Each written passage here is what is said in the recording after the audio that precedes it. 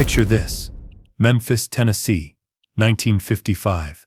A young, still relatively unknown musician walks into Southern Motors' Cadillac dealership. He's just had his first hit with Sun Records, but he's far from the international superstar he would soon become.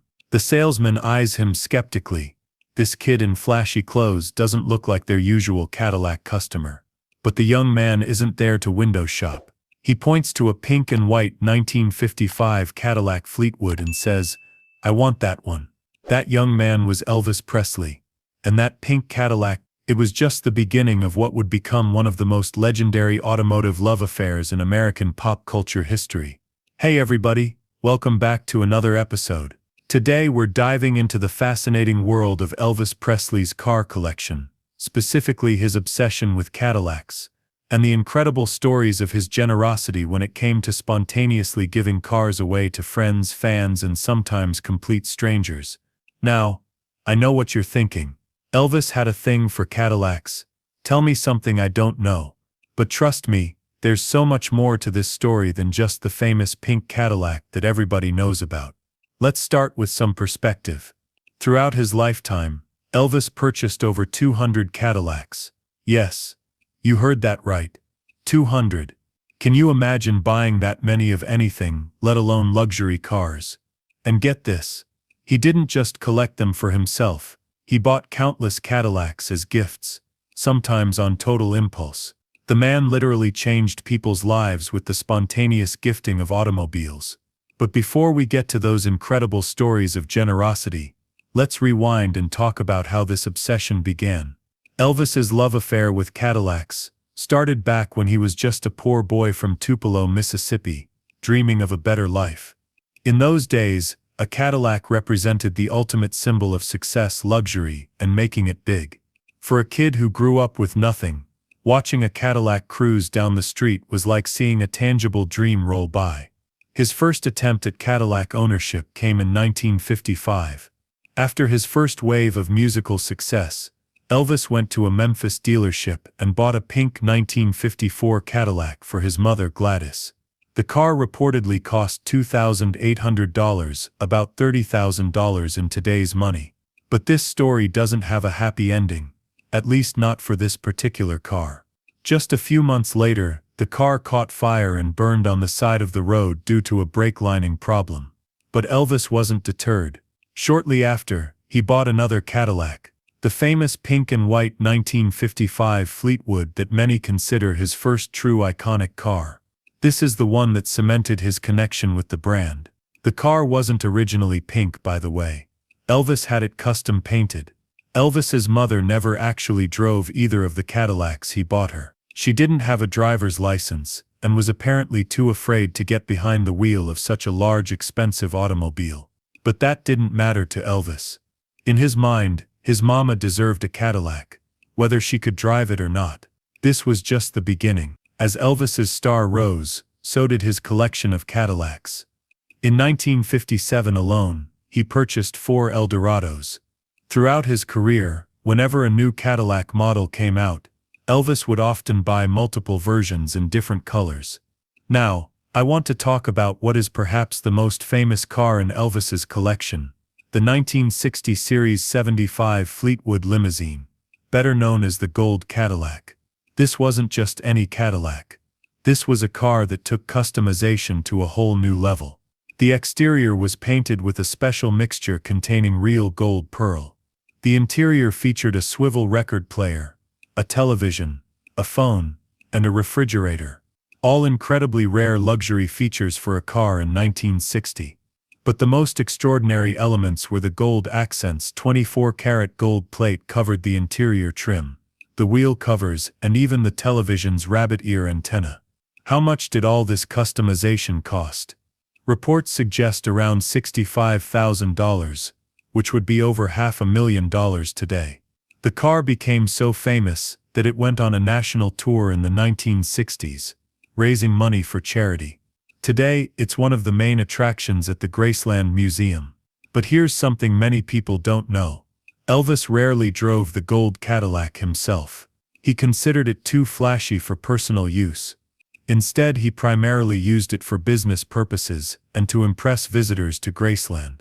Elvis's personal daily driver preferences changed throughout his life. In the 1950s, he often drove convertibles. By the 1960s and 70s, he gravitated towards sedans and limousines, perhaps reflecting his changing lifestyle and increasing desire for privacy.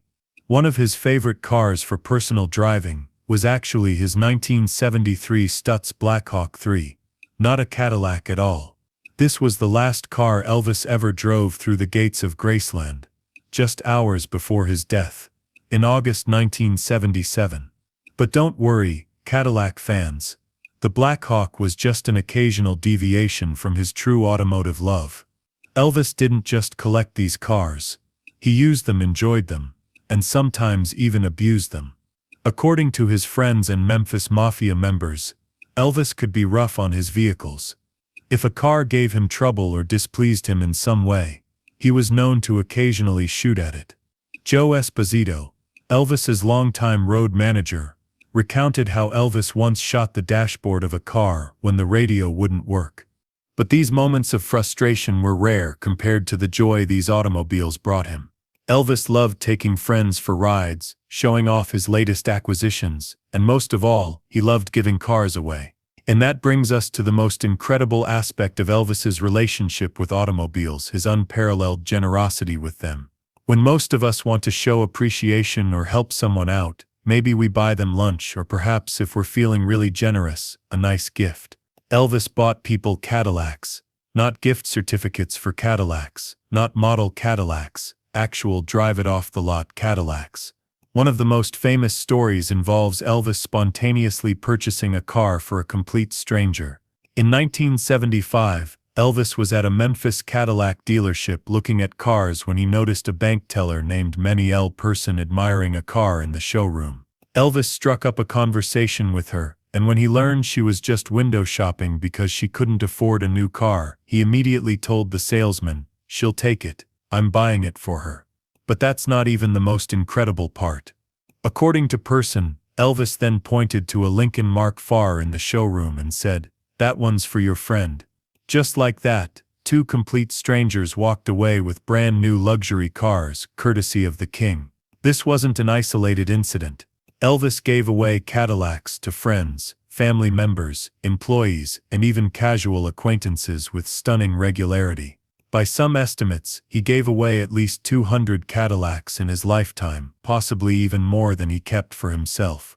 His cousin Billy Smith once said, he'd give you the shirt off his back or a car right out of his collection if he thought you needed it or wanted it.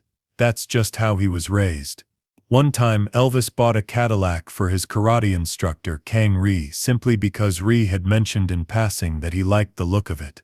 Another time, he purchased a car for a nurse who had cared for his father during a hospital stay. But perhaps my favorite story involves Elvis's dentist, Dr. Max Shapiro.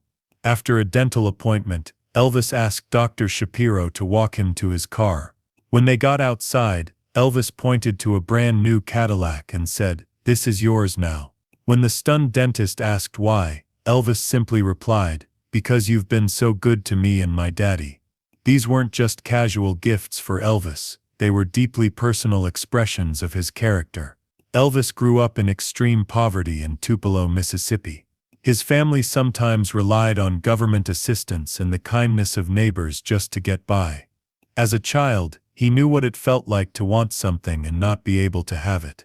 When fame and fortune came his way, Elvis didn't forget those feelings.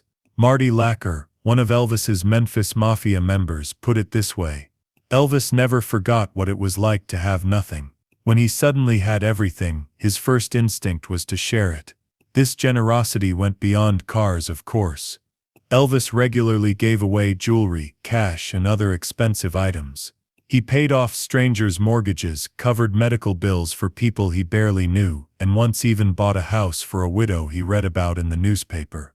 But there was something special about his car gifts, perhaps because a car, especially a Cadillac in 1950s and 60s America, represented more than just transportation.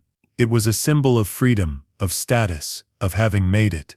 For someone like Elvis, who had once been unable to afford a school class trip as a child, giving someone a Cadillac wasn't just giving them a vehicle, it was giving them a piece of the American dream. Elvis's generosity with cars wasn't limited to Cadillacs, though they were his clear favorite to both collect and give away. He also purchased numerous Mercedes-Benzes, Lincolns, and Rolls-Royces as gifts. In one memorable spree in 1975, Elvis bought 14 Cadillacs in a single day, keeping none for himself. Instead, he gifted them to friends, family members, and even the salespeople at the dealership. Madison Cadillac in Memphis eventually became known as Elvis's dealership because he purchased so many cars there. The owner, Jules Myers, developed a special relationship with Elvis and would often open the dealership after hours just for him. Elvis liked car shopping at night, when he could browse without being mobbed by fans. The staff at Madison Cadillac knew that when Elvis walked through the door, it was going to be a good day. On one occasion, Elvis purchased 10 cars at once. After picking out the cars he wanted, he pointed to various people who were with him, friends, employees, and entourage members, and told each of them to pick one out for themselves. Not all of Elvis's car gifts were spontaneous. Some were thoughtful expressions of gratitude or affection. When he gave a Cadillac to his father Vernon, it was a way of honoring the man who had struggled to provide for their family during Elvis's childhood. Speaking of his band, let me tell you about Elvis's most famous car gift to a fellow musician. In 1955, still relatively early in his career, Elvis bought a brand new Cadillac for his bass player, Bill Black. The car cost $5,000, a small fortune at the time, and a huge amount for Elvis, who wasn't yet the global superstar he would become. Why was this particular gift so significant? Because at the time, Elvis was still a struggling artist himself. He'd had a few regional hits, but he wasn't wealthy by any means. Purchasing a Cadillac for his bass player demonstrated that his generosity wasn't something that came with wealth and fame, it was innate to his character. There's also the famous story about Elvis gifting a Cadillac to the legendary gospel singer J.D. Sumner, who sang with the Stamps Quartet that backed Elvis during his later years. Elvis deeply admired gospel music and the singers who performed it, and this gift was a way of expressing his respect and appreciation. Another touching car gift story involves Elvis's longtime cook, Mary Jenkins. Mary had worked for the Presley family for years, preparing Elvis's favorite Southern comfort foods. One day, Elvis noticed that Mary's car was breaking down regularly, making her commute to Graceland difficult. Without any fanfare, he took her to the dealership and told her to pick out whatever car she wanted. She chose a Cadillac, of course, and Elvis paid for it on the spot. The actress Sheila Ryan, who briefly dated Elvis in 1974, recalled that on their second date, Elvis gave her a brand new Lincoln Continental. When she protested that it was too extravagant a gift, Elvis reportedly said, "Honey, I give Cadillacs to people I don't even know." Elvis's car collection reached its peak in the early 1970s, when he reportedly had over 30 vehicles at Graceland simultaneously. Most of them Cadillacs, but also including Rolls-Royces, Lincolns, Ferraris, and Stutz Blackhawks. The collection became so large that Elvis had to purchase additional property near Graceland just to store the vehicles. A small airplane hangar was converted into what essentially became Elvis's private car museum. This wasn't just consumerism run amok, though. For Elvis, these cars represented something deeper. George Klein, one of Elvis's oldest friends, once explained it this way: Elvis collected cars the way some people collect paintings or sculptures. They were his art, his passion. Each one meant something to him.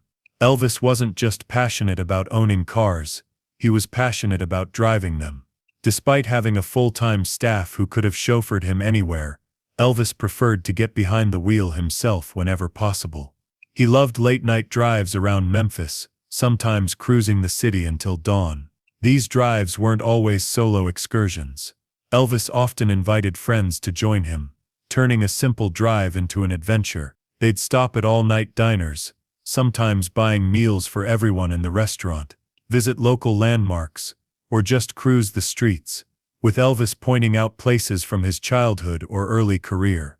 During these drives, friends recalled, Elvis seemed most at peace, away from the pressures of fame, the constant demands of his career, and the increasing isolation of his life at Graceland, behind the wheel of a car, preferably a Cadillac. Elvis could feel, at least for a few hours, like a normal person again. Before I wrap up today's episode, I want to share one last story about Elvis and his Cadillacs that I think perfectly encapsulates his relationship with these magnificent vehicles. In 1976, just a year before his death, Elvis was driving through Memphis in one of his Cadillacs, when he spotted an elderly man walking along the roadside. It was a hot summer day, and the man appeared to be struggling in the heat. Elvis pulled over and offered the man a ride. Initially, the man didn't recognize Elvis. Age and health issues had changed his appearance considerably from his early days of fame.